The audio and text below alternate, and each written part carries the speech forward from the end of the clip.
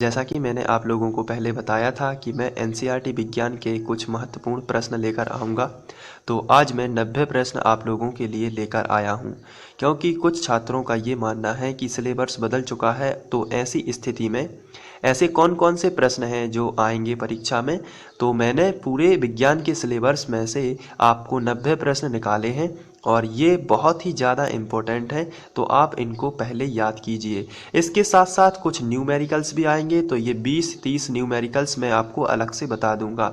तो यहाँ पर सबसे पहले आप इन 90 थ्योरिकल प्रश्नों को याद कीजिए, जो कि आपको आना ही चाहिए। इसके अलावा यदि आप पढ़ लेते हैं तो वो एक अच्छी बात है, लेकिन 90 प्रश्न कम से कम आपको आना ही चाहिए। तो चलिए स्टार्ट करते हैं प्रश्न क्रमांक 1 से।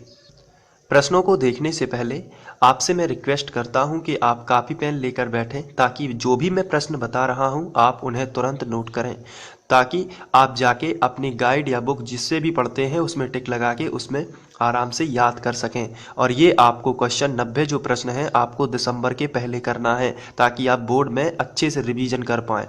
तो चलिए अब मैं प्रश्न क्रमांक 1 आपको बताता हूँ। प्रश्न क्रमांक 1 जो इम्पोर्टेंट है वो है, रासायनिक समीकरण किसे कहते हैं? किसी संतुलित समीकरण का उदाहरण दीजिए। तो ये जो है बहुत ही इम्पोर्टेंट क्वेश्चन है। आइए दूसरा प्रश्न देख लेते हैं। दूसरा क्वेश्चन है, तेल एवं वसा युक्त पदार्थों को नाइट्रोजन से प्रभावित किया जाता है, क्यों? ये भी बहुत ही इम्पोर्टेंट है। आप सभी प्रश्नों को लिख लें और उसके बाद आप इनको क्रमानुसार याद कर लें। तीसरा प्रश्न है, ऊष्माक्षेपी एवं ऊष्माशोषी अभिक्रियाओं का क्या अर्थ है, उदाहरण सहित समझाइए। चौथा प्रश्न है, अम्ल किसे कहते हैं? पांचवा प्रश्न, पीएच स्केल किसे कहते हैं? छठवां प्रश्न, अम्लीय वर्षा से आप क्या समझते हो?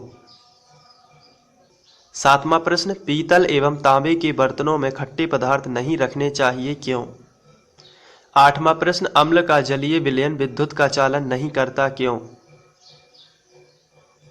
नौवां प्रश्न, उदासीनीकरण अभिक्रिया को उदाहरण सहित समझाइए।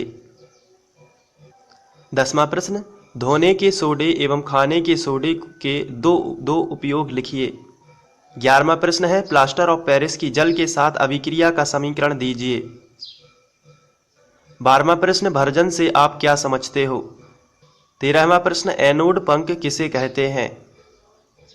14वां प्रश्न है, अपर रूपता से आप क्या समझते हो? कार्बन के दो प्रमुख अपर रूपों के नाम लिखिए। 15वां प्रश्न, सोडियम को केरोसिन में डुबोकर क्यों रखा जाता है? 16वां प्रश्न, आयनिक यौगिकों का उच्च गलनांक क्यों होता है? 17वां प्रश्न, लोहे में जंग को बचाने के कोई दो तरीके लिखिए। 18वां प्रश्न है, धातु एवं अधातु में अंतर लिखिए। 19वां प्रश्न, निम्न की परिभाषा दीजिए, खनिज, अयस्क और गैंग। 20वां प्रश्न, हाइड्रोकार्बन किसे कहते हैं, उदाहरण दीजिए। 21वां प्रश्न, समावयवी एवं समावयवता से आप क्या समझते हो? 22वां प्रश्न, मेथिल क्लोराइड के आबंध निर्माण का उपयोग कर सहसंयोजक आबंध की प्रकृति समझाइए। 23वां प्रश्न, निम्न यौगिकों की संरचना चित्रित कीजिए। यहाँ मैं बता देना चाहता हूँ कि निम्न यौगिक आप जो आपकी बुक में यौगिक दिए गए हैं उनकी संरचनाएं चित्रित करना सीख लीजिए, कोई भी आ सकता है। 24वां प्रश्न, साबुन की सफाई प्रक्रिया की क्रिया विधि समझाइए। 25वां प्रश्न, मेंडलीफ की आवर्त सारणी से आप क्या समझते हो? 26वां प्रश्न, आधुनिक आवर्त नियम क्या है, यह किसने दिया? 27वां प्रश्न, मेंडलीफ ने अपनी आवर्त सारणी तैयार करते समय कौन सा मापदंड अपनाया? 28वां प्रश्न, आपके अनुसार उत्कृष्ट गैसों को अलग समूह में क्यों रखा गया?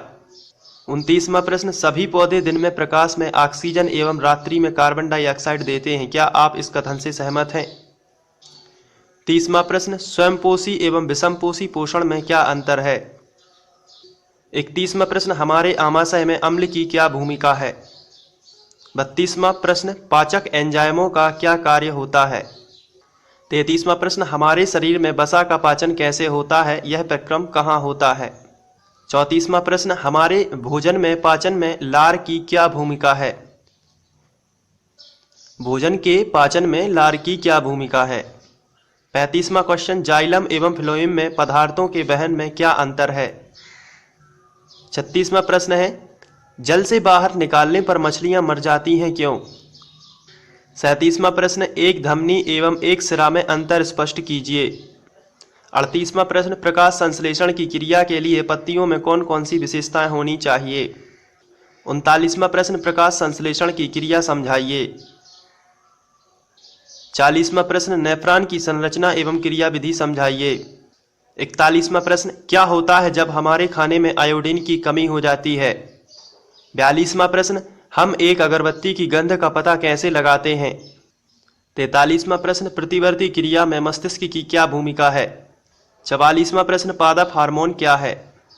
45वां प्रश्न, तंत्रिका कोशिका का नामांकित चित्र बनाइए। 46वां प्रश्न, प्रतिवर्ती चाप का नामांकित चित्र बनाइए।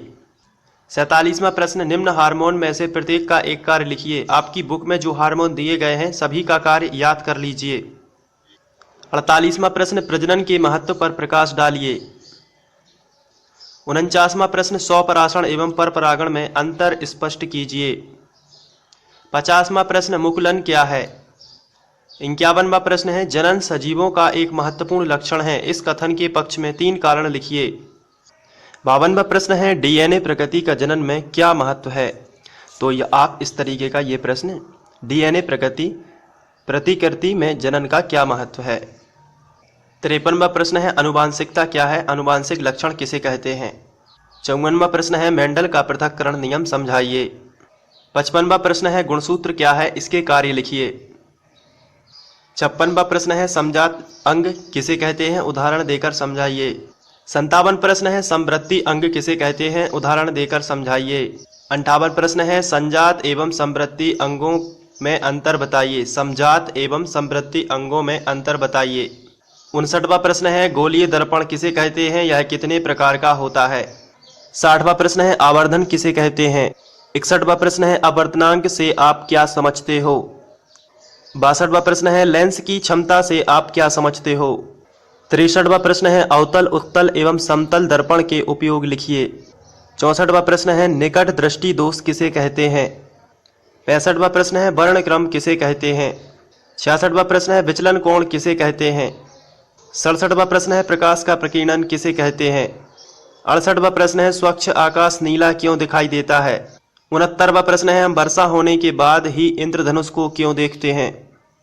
70वां प्रश्न है, व्याख्या कीजिए कि ग्रह क्यों नहीं टिमटिमाते हैं। 71वां प्रश्न है, नेत्र की समंजन क्षमता से आप क्या समझते हो। 72वां प्रश्न है, सिद्ध कीजिए कि सूर्य का प्रकाश 7 रंगों से मिलकर बना होता है। 73वां प्रश्न है, निकट दृष्टि दोष किसे कहते हैं, इस दोष से उत्पन्न होने वाले कारण लिखिए। 74वां प्रश्न है, विद्युत विभव किसे कहते हैं। 75वां प्रश्न है, विद्युत धारा किसे कहते हैं। 76वां प्रश्न है, विद्युत धारा द्वारा प्रदत्त ऊर्जा की दर का निर्धारण कैसे किया जाता है। 77वां प्रश्न है, प्रतिरोधों को समांतर क्रम में व्यवस्थित करने पर तुल्य प्रतिरोध की गणना कीजिए। 78वां प्रश्न है, चुंबकीय क्षेत्र किसे कहते हैं। 79वां प्रश्न है, विद्युत चुंबकीय प्रेरण किसे कहते हैं। 80वां प्रश्न है, दिक् परिवर्तक किसे कहते हैं। 81वां प्रश्न है, विद्युत मोटर का सिद्धांत क्या है। 22वां प्रश्न है, विद्युत जनित्र का सिद्धांत लिखिए। 82वां विद्युत जनित्र का सिद्धांत लिखिए। 83वां प्रश्न है, कुछ युक्तियों के नाम बताइए जिनमें विद्युत मोटर का उपयोग होता है। 84वां प्रश्न है, किसी क्षण चुंबक के चारों ओर चुंबकीय रेखाएं खींचिए। 85वां प्रश्न है, चुंबकीय क्षेत्र की रेखाओं की सूची बनाइए। 86वां प्रश्न है, घरेलू परिपथ का नामांकित चित्र बनाइए। 87वां प्रश्न है, विद्युत फ्यूज क्या होता है, इसकी बनावट का सचित्र वर्णन कीजिए। 88वां प्रश्न है, विद्युत मोटर का नामांकित चित्र बनाइए तथा इसका सिद्धांत लिखिए। 89वां प्रश्न है, मानव नेत्र बनावट तथा कार्य लिखिए। और अंतिम प्रश्न है, हमें वन एवं वन्य जीव का संरक्षण क्यों करना चाहिए। तो आशा करता हूं कि आप लोगों ने ये प्रश्न नोट कर लिए होंगे और इसके बाद मैं कुछ न्यूमेरिकल्स भी बताने वाला हूं और हिंदी के इंपॉर्टेंट भी बताने वाला हूं। तो ये आपको मैं अलग से कुछ इंपॉर्टेंट केवल प्रश्न ही बताऊंगा और साथ ही साथ आप ये जो है इसको याद कर लीजिए। मेरे कहने का मतलब ये है कि कम से कम ये 90 प्रश्न तो आपको याद होने ही चाहिए। इसके अलावा एक्स्ट्रा जो आप पढ़ लेते हैं वो बहुत अच्छी बात है, आप एक्स्ट्रा भी पढ़ लीजिए, कुछ न्यूमेरिकल्स भी करना है। तो इस तरीके से आप विज्ञान की तैयारी अच्छे से कर पाएंगे और इन 90 प्रश्नों को आप अभी से ही याद कर लीजिए ताकि आप दिसंबर के बाद जनवरी में इनका रिवीजन कर पाएँ तथा इन प्रश्नों को अपने दोस्तों के साथ भी शेयर कीजिए ताकि वो भी इससे लाभ उठा पाएँ।